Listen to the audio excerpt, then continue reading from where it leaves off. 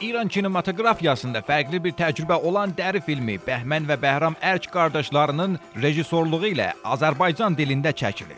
Bu film 2019-cu ildə istehsal olunmuş kino teatrlarda nümayiş etdirilmişdi. Filmin hekayəsi Təbrizin ətraf kəndlərindən birində keçir. Araz xristiyan qız Maralı sevir, amma anası bu sevgiyə qarşıdır və cadudan istifadə edərək onları ayırmaq istəyir.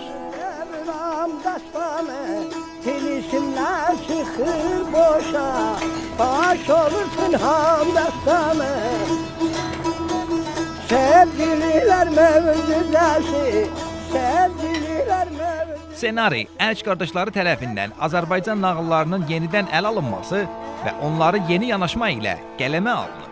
Tənqidçilər filmin unikal atmosferini, Azərbaycana xas elementlərdən istifadəsini, rejissor işi və musiqisini onun güclü tərəfləri kimi dəyərləndiriblər. Film İranın ən nüfuzlu film festivalı olan 38-ci Fəcr Film Festivalında 8 mükafata namizəd olub. Ən yaxşı incəsənət və təcrübə filmi və ən yaxşı film musiqisi nominasiyaları üzrə mükafatlar qazanmışdır.